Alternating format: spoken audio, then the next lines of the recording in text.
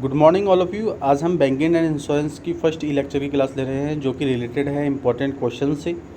आज हम कुछ क्वेश्चंस पढ़ेंगे जो कि बैंकिंग एंड इंश्योरेंस के अंदर इंपॉर्टेंट टॉपिक के रिगार्डिंग हैं। और इन क्वेश्चंस जो हमने ये क्वेश्चंस डिज़ाइन किए हैं वो हम लोग अपने पॉइंट ऑफ व्यू से डिज़ाइन किए हैं कि बैंकिंग एंड इंश्योरेंस के कौन कौन से टॉपिक्स के रिगार्डिंग क्वेश्चंस एक्सटर्नल में पूछे जा सकते हैं। तो जो हमारा पहला क्वेश्चन है वो ये है कि explain the following with reference of Indian banking system. Indian banking system के रेफरेंस से हमें दो चीज़ों को कवर करना है। पहला जो ए पार्ट है वो है constituents of the Indian banking system और list out the banks operating in India और the Indian banking system and overview. जो बी पार्ट है इसका वो है स्ट्रक्चर ऑफ फाइनेंशियल इंस्टीट्यूशन और difference between scheduled banks and non scheduled banks. तो इसका आंसर हम किस तरीके से देंगे कि जो कॉन्स्टिट्यूएंट्स है हमारे इंडियन बैंकिंग सिस्टम का वो हमने 3 कैटेगरी में डिवाइड कर रखा है। जो पहला है वो है कॉमर्शियल बैंक्स। कॉमर्शियल बैंक्स के अंदर पब्लिक सेक्टर बैंक्स होते हैं, प्राइवेट सेक्टर बैंक्स होते हैं और फॉरेन बैंक्स होते हैं। कोऑपरेटिव बैंक्स के अंदर long term agriculture institution, long term agriculture credit institution, non agriculture credit institution होते हैं। सी जो कैटेगरी है उसके अंदर हम डेवलपमेंट बैंक्स लेते हैं, जो कि फर्स्ट जो डेवलपमेंट बैंक्स हमने लिया है वो है NABARD, national bank for agriculture and rural development. Second लिया है हमने SIDBI, small industry development bank of India. Third लिया है हमने EXIM bank, EXIM bank means export and import bank. और फोर्थ है NHB means national housing bank. तो सबसे पहले हम पढ़ेंगे कॉमर्शियल बैंक्स क्या हैं। It operates for profit, it accepts deposit from the general public and extends loan to the household, the firms and the government. The essential characteristics of commercial banking are as follows.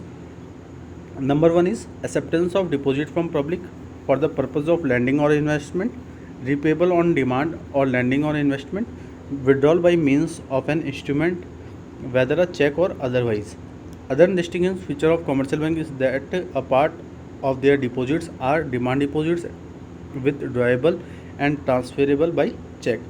अगर commercial banks की बात करें तो commercial bank जो operate होते हैं वो profit के लिए ऑपरेट किए जाते हैं। इसके अंदर हम जनरल पब्लिक की जो डिपॉजिट्स हैं उनको एक्सेप्ट करते हैं, साथ साथ जो भी हाउस होल्ड्स हैं, फर्म्स हैं, गवर्नमेंट है, उनको लैंड्स प्रोवाइड कराते हैं, मीन्स लोन्स प्रोवाइड कराते हैं। अगर हम कॉमर्शियल बैंक्स की कैरेक्टरिस्टिक्स देखें तो जो कैरेक्टरिस्टिक्स के अंदर जो पहला पॉइंट है वो है कि हम जो पब्लिक है उसकी डिपॉजिट को एक्सेप्ट करते हैं। सेकंड, हम जो भी पब्लिक है उसके पर्पज़ के लिए हम उनको लोन और इन्वेस्टमेंट प्रोवाइड कराते हैं। इसके अंदर हम जो भी डिमांड है हमारी उसको रिपेबल करते हैं, जो कि लैंडिंग मीन्स लोन और इन्वेस्टमेंट से रिलेटेड होती हैं। Withdrawal by means an instrument whether a cheque और अदरवाइज। अगर हमें कोई भी फंड विड्रॉएबल कराना है बैंक के थ्रू तो उसके लिए बैंक कॉमर्शियल बैंक हमें इंस्ट्रूमेंट प्रोवाइड कराती है, जो कि चेक और कुछ अदर इंस्ट्रूमेंट हो सकते हैं। अगर हम इसके डिस्टिंग्विश फीचर्स देखें कॉमर्शियल बैंक्स के तो ये एक डिपॉजिट का लार्ज पार्ट है जो कि डिमांड डिपॉजिट विड्रॉएबल और ट्रांसफरेबल बाई चेक से रिलेटेड है। इसके बाद हम पढ़ेंगे public sector banks. The term public sector banks by itself connects a situation where the major full stake in the banks are held by the government. Till July 1969 there was only 8 public sector banks, SBI and its 7 associate banks. When 14 commercial banks, total 20 were nationalized in 1969, 100% ownership of these banks were held by the government of India.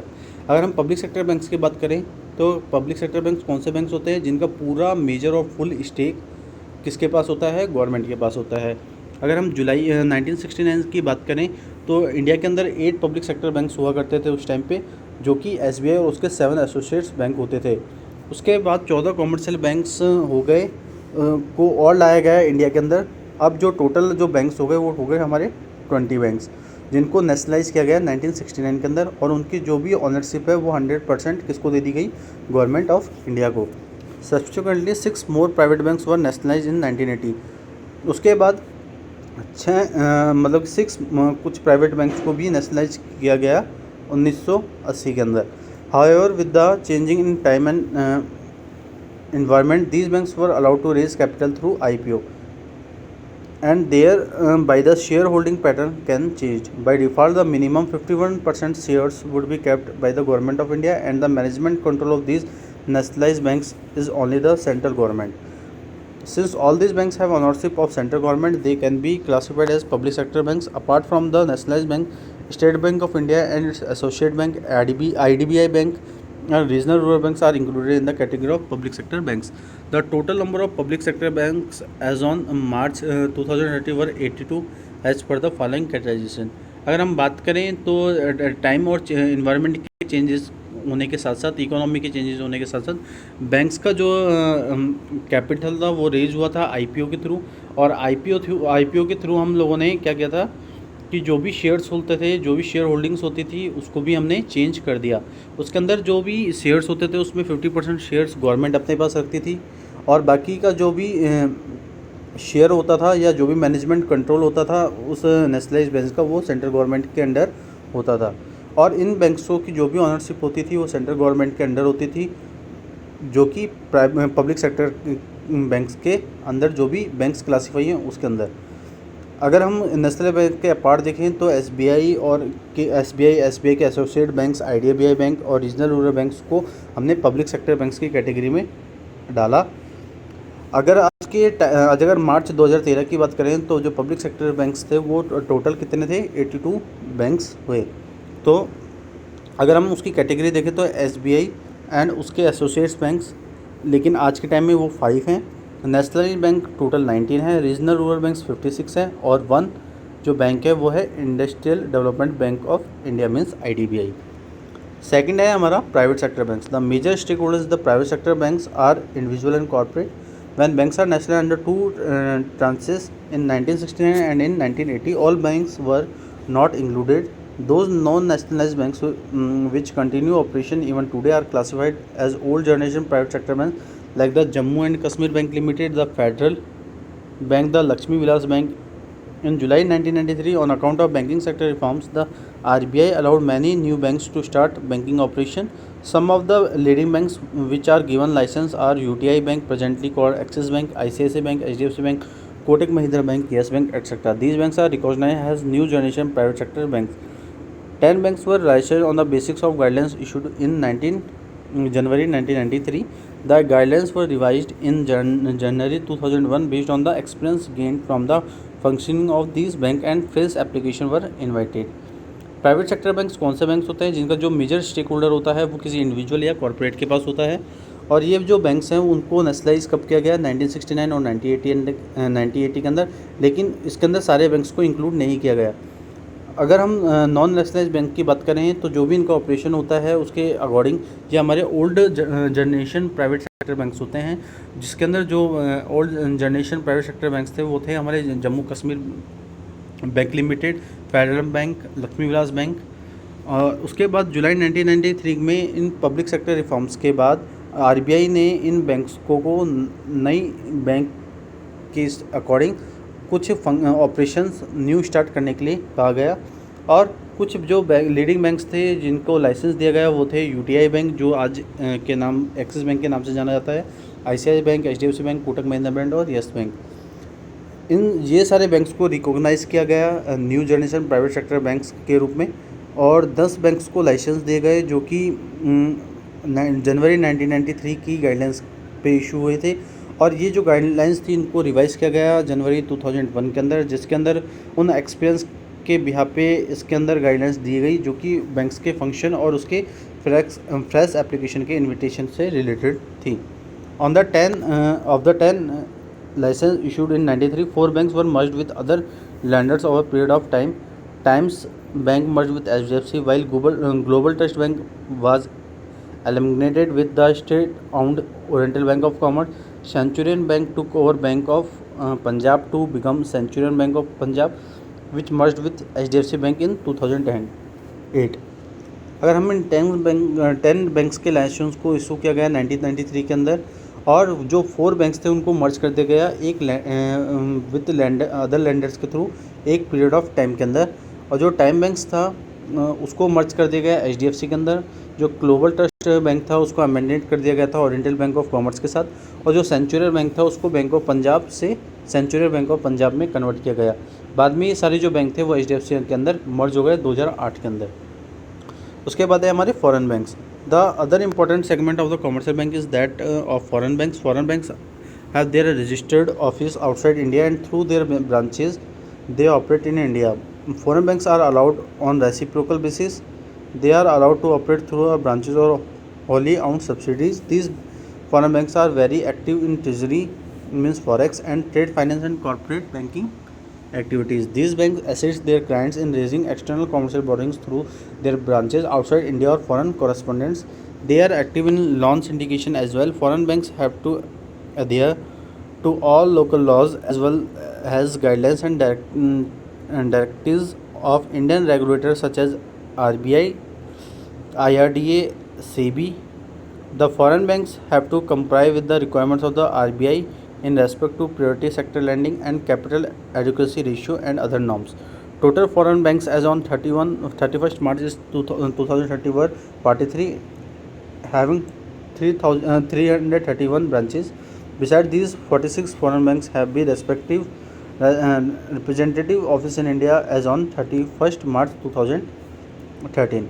Foreign bank की बात करें तो foreign bank commercial bank का एक important segment है जिसको हम foreign bank कहते हैं। फ़ॉरेन बैंक्स के जो भी रजिस्टर्ड ऑफिस होते हैं वो इंडिया के आउटसाइड होते हैं और उनकी जो ब्रांचेज होती हैं वो इंडिया के अंदर ऑपरेट की जाती हैं। जो फ़ॉरेन बैंक्स होते हैं वो रेसिप्रोकल बेसिस पे अलाउ किए जाते हैं। ये जो अलाउड होता है वो बेसिकली ब्रांचेज और उसकी ऑन सब्सिडी के रिगार्डिंग होते हैं। ये जो फॉरेन बैंक्स होते हैं ये बहुत ज़्यादा एक्टिव होते हैं बेसिकली फॉरेक्स और trade finance and corporate banking activities के अंदर। ये बैंक्स अपने क्लाइंट्स को फंड रेज करने के लिए कहते हैं जो कि एक्सटर्नल कॉमर्शियल बोरिंग्स और उनकी ब्रांचेज जो कि इंडिया के आउटसाइड है और उसके फॉरेन कॉरेस्पॉन्डेंट से रिलेटेड होते हैं। इन बैंक्स के अंदर जो लोन सिंडिकेशन होता है वो एक्टिव होता है और ये फॉरेन बैंक्स का जो लॉ होता है वो गाइडेंस होती है वो बेसिकली इंडियन रेगुलेटर्स के थ्रू होती है जो कि आरबीआई, आईआरडीए और सेबी के अंडर होती हैं। ये जो फॉरेन बैंक्स होते हैं ये जितनी भी रिक्वायरमेंट्स होती है आरबीआई के रिगार्डिंग वो उसके रेस्पेक्ट में purity sector lending, capital adequacy ratio और अदर नॉर्म्स के रिगार्डिंग वो उनको अप्रूवल देते हैं। जो अगर हम बात करें तो 31 मार्च 2013 के अंदर जो फॉरेन बैंक्स थे वो 43 थे और उनकी 331 ब्रांचेस थी। अगर 31 मार्च 2013 की बात करें तो इसके जो रिप्रेजेंटेटिव ऑफिस थे वो 46 कौन से थे? फॉरेन बैंक्स थे। नेक्स्ट है हमारा cooperative banking system. The main business of a cooperative bank is to provide finance to agriculture. They aim at developing a system of credit. Agriculture finance is a special field. The cooperative banks play a useful role in providing cheap exit facilities to the farmers. In India, there are three wings of cooperative credit system, namely short-term, mid-term, and long-term credit. The former is three-tier structure consists of state. अगर हम cooperative banks की बात करें तो इनका जो main business होता है वो होता है एग्रीकल्चर को फाइनेंस प्रोवाइड कराना। इनका जो मेन एम होता है कि जो क्रेडिट सिस्टम है उसको डेवलप करना। एग्रीकल्चर फाइनेंस हमारे जो इकोनॉमी के अंदर एक स्पेशल फील्ड है क्योंकि 60% पॉपुलेशन इंडिया की डिपेंड है एग्रीकल्चर पे। अगर हम कोऑपरेटिव बैंक्स की बात करें तो इसका जो इम्पोर्टेंट जो रोल है वो है कि फार्मर्स को चीप फाइनेंस फैसिलिटीज़ प्रोवाइड कराना। और इंडिया के अंदर अगर हम कोऑपरेटिव क्रेडिट सिस्टम की बात करें तो वो 3 विंग्स के अंदर डिवाइडेड है। पहला है शॉर्ट टर्म, दूसरा है मीडियम टर्म और तीसरा है long term credit. Cooperative banks at the state level and the intermediate level means district level, these are central cooperative banks which are generally established for each district. Cooperative जो banks होते हैं वो state level पे होते हैं और इनको हम 2 तरीके से डिवाइड कर सकते हैं कि जो डिस्ट्रिक्ट लेवल के होते हैं उनको इंटरमीडिएट लेवल के बैंक्स कहते हैं जो कि सेंट्रल कोऑपरेटिव बैंक्स होते हैं और जो ये बेसिकली एस्टेब्लिश होते हैं किसी पर्टिकुलर डिस्ट्रिक्ट के अंदर। At the base of the pyramid they are primary agriculture society at the village level. The long term exit in provided by the Central Land Development Bank established at the state level. Initially, these banks used to advance loans on mortgage of land for the purpose of securing repayment of loans.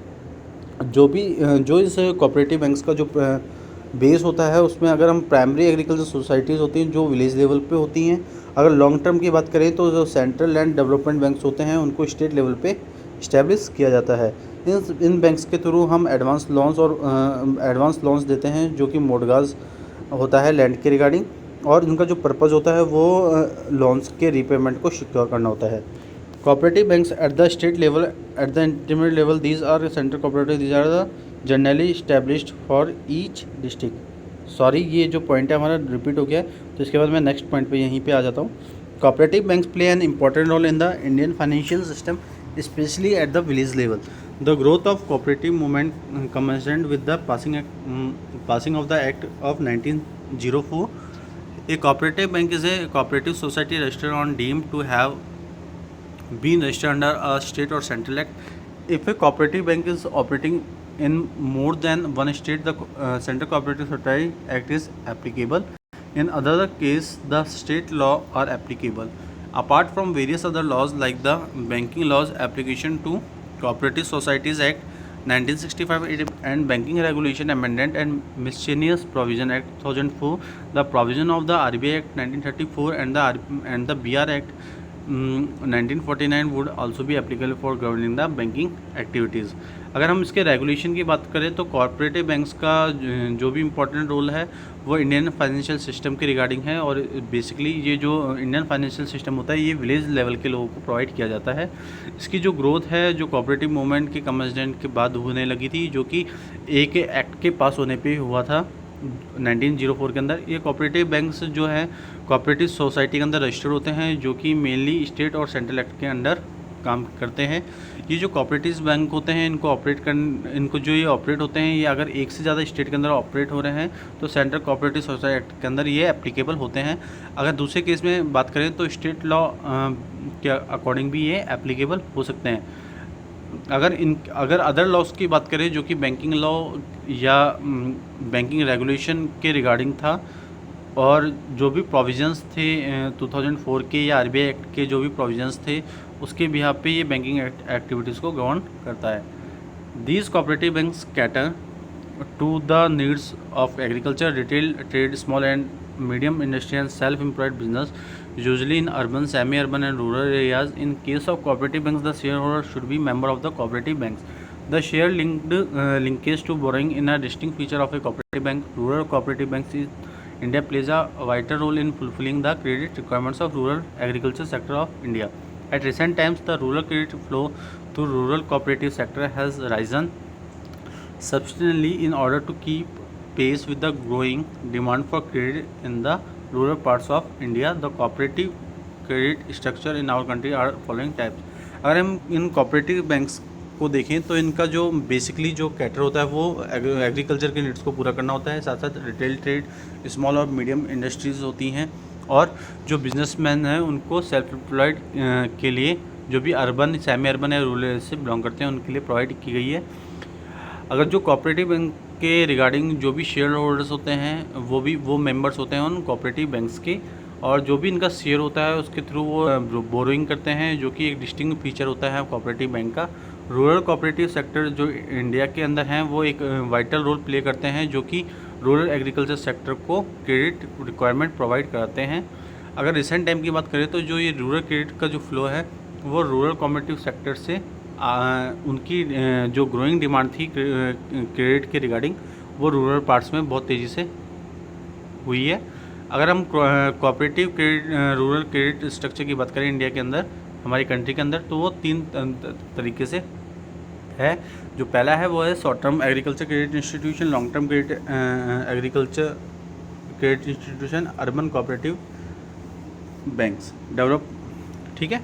इसके बाद जो हमारा अगला next bank है वो है development bank. In India, industrial develop bank of India IDBI is the unique example of development bank. It has been designated as the principal of institution of the country for coordinating the working of the institution against in the financing, promoting और development of industry. अगर हम development bank का अगर best example देखें तो IDBI हमारा एक important example है डेवलपमेंट बैंक्स का, जिसको हम industrial development bank of India भी कहते हैं। जो भी इसके जो भी प्रिंसिपल्स होते हैं, जिसके इंस्टीट्यूशन के जो भी प्रिंसिपल्स हैं हमारी कंट्री के अंदर, उसका जो मेन काम है वह है कोऑर्डिनेटिंग करना उन जो भी इंस्टीट्यूशंस के वर्क को जो कि किसी इंडस्ट्री के अंदर फाइनेंसिंग या प्रमोटिंग और उसके डेवलपमेंट में किया जाता है। History of development banking in India can be traced to the establishment of Industrial Finance Corporation of India in 1948. Subsequently, with the passing of State Financial Corporation Act 1951, several SFCs, SFC means State Financial Corporation, came into being. With the introduction of financial sector reforms, many changes have been witnessed in the domain of the development इसका मतलब ये हुआ कि अगर development banking की हम history देखें India के अंदर, तो हम ये देखेंगे कि industrial financial corporation of India 1940 के अंदर इस्टेब्लिश हुआ था। उसके बाद स्टेट फाइनेंशियल कॉर्पोरेशन एक्ट 1950 के अंदर इस्टेब्लिश हुआ था, जिसके अंदर जो फाइनेंशियल सेक्टर रिफॉर्म्स के इंट्रोडक्शन के रिगार्डिंग जो भी विटनेस थे डेवलपमेंट बैंकिंग के डोमेन थे, उनके अंदर चेंजेस किए गए। There are more than 60 development banking institutions at both central and state level. We are discussing here below the major 4 development banks which assist in extending long-term lending and refinance facility to different areas of economy.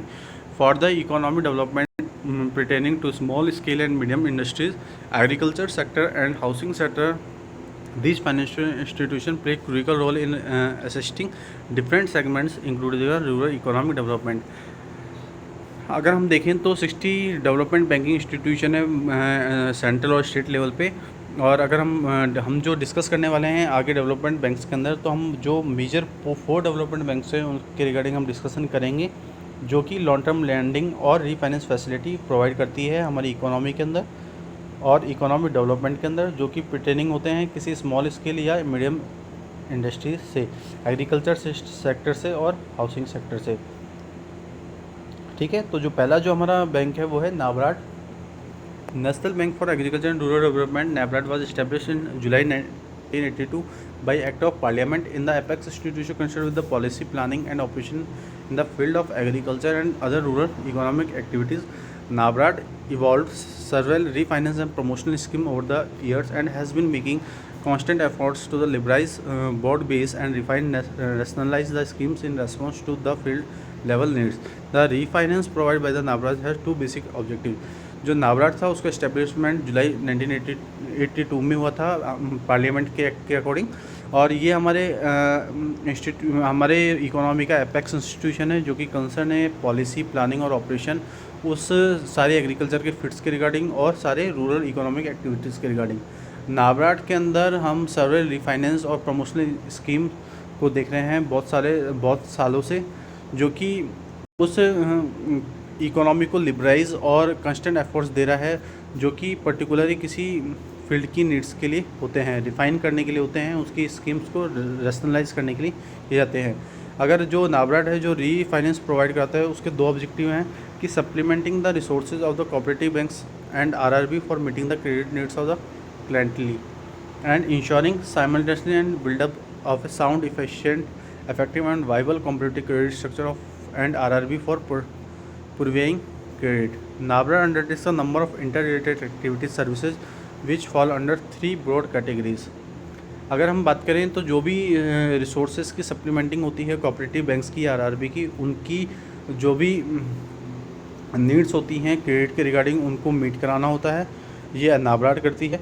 और जो भी sound efficient effective और viable cooperative credit structure है RRB का, उसके अंदर नाबार्ड उनकी credit को प्यूरीफाइंग भी करती है।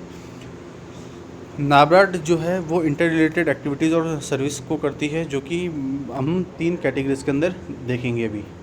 सेकंड जो है वो है SIDBI, small industry development bank of India. SIDBI was established in October 1989 and commenced its operation from April 1999 and with its head office at Lucknow as a development bank. It is the principal and exclusive financial institution for the promotion, financing and development of the micro, small and medium enterprises (SME) sector and for coordination of the function of the institution engaged in the similar activities. It is a central government undertaking. जो सिडबी है उसका establishment अक्टूबर 1989 को हुआ था और उसका जो operation था मीन्स उसका जो काम था वो जो सिडबी के अंदर जो काम करना चालू हुआ था वो हुआ था अप्रैल 1998 के अंदर, जिसका जो हेडक्वार्टर है वो लखनऊ में इस्टेब्लिश है, जो कि एक डेवलपमेंट बैंक है। जो भी इस सिडबी के जो भी प्रिंसिपल्स थे वो थे उसके इंस्टीट्यूशन के उसके फाइनेंशियल इंस्टीट्यूशन के प्रमोशन, फाइनेंसिंग और डेवलपमेंट के रिगार्डिंग, जो कि एमएसएमई सेक्टर के रिगार्डिंग थे। इसके अंदर हम फंक्शंस को कोऑर्डिनेशन करते थे, जो कि इंस्टीट्यूशन के अंदर इंगेज होते थे एक सिमिलर एक्टिविटीज़ के अंदर। और ये जो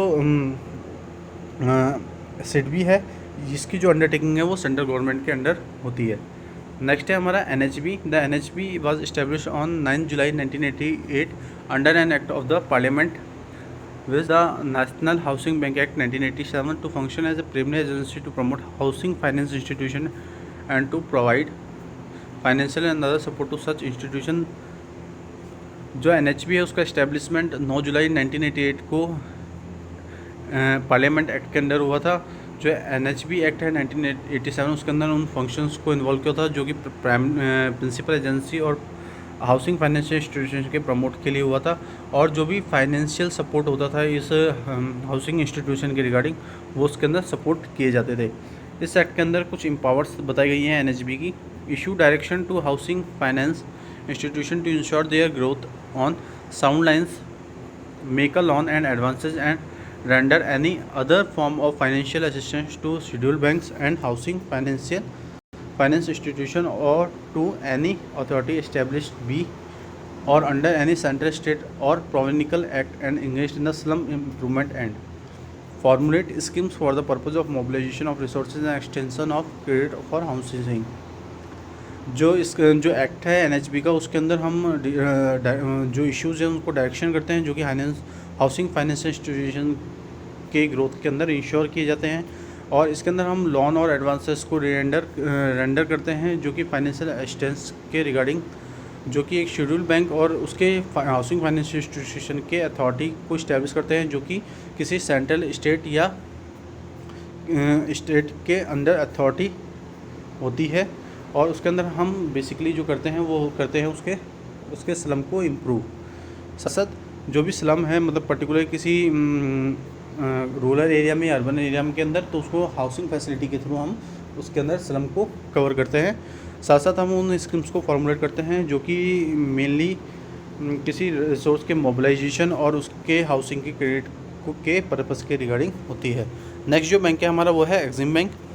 The Export-Import Bank, Exim Bank, was set up in January 1982 with the headquarters in Mumbai. It performed the normal banking function connected with import and export goods and several other functions.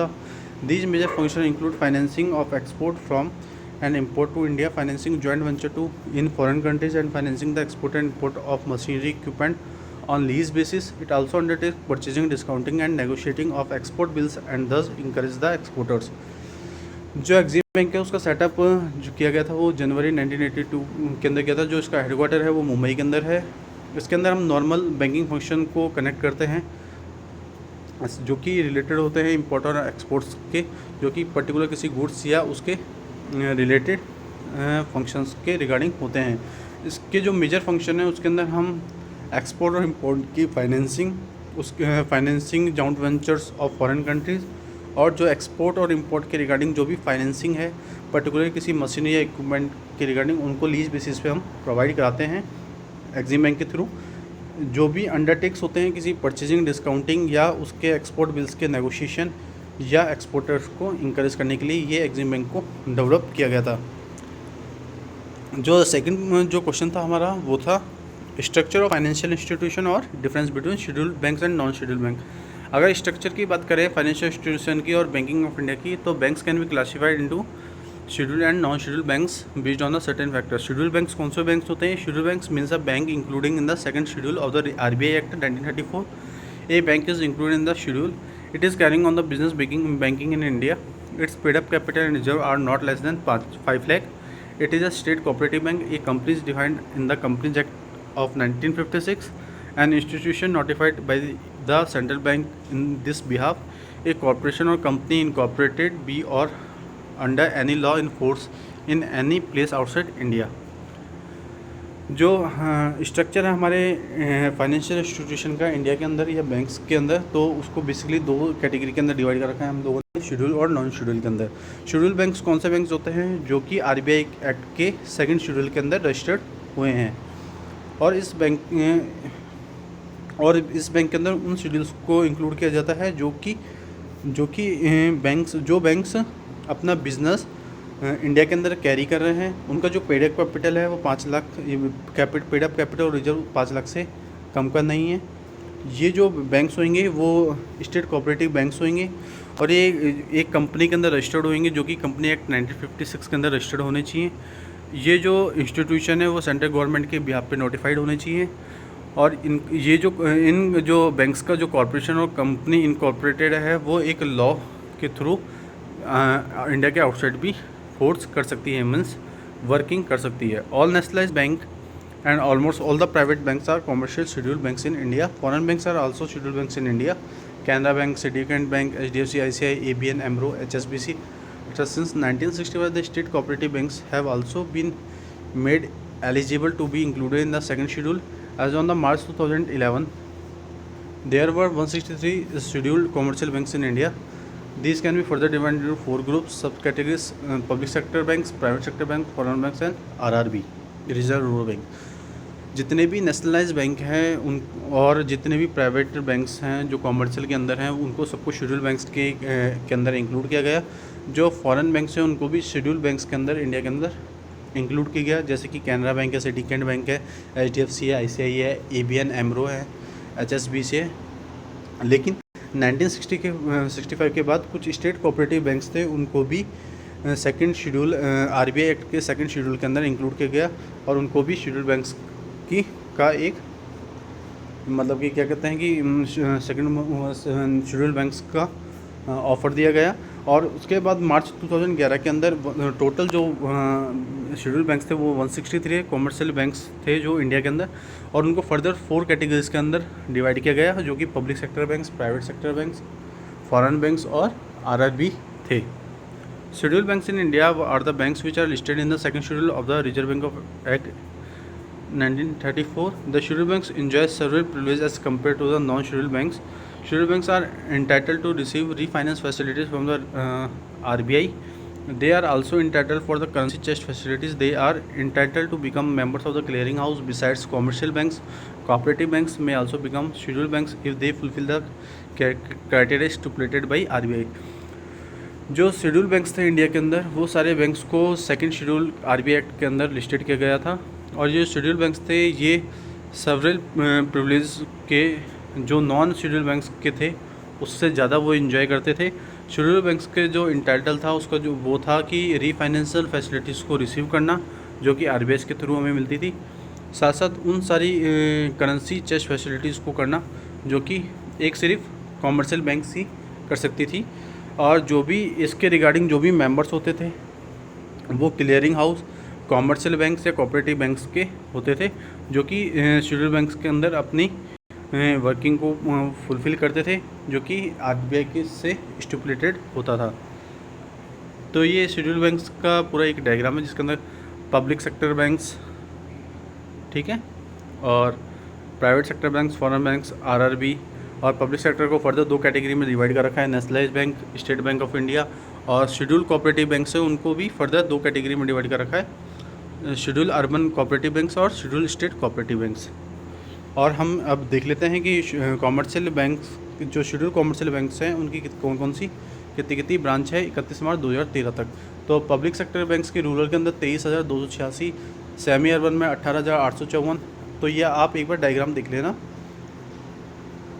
उसके बाद non schedule banks की बात करें तो these are those banks which are not included in the second schedule of the RBI. Usually those banks which do not conform to the norms of the RBI within the meaning of RBI Act or according to specific function etc. or according to the judgment of RBI are not capable for serving and protecting the interest of depositors and classified as non-scheduled banks.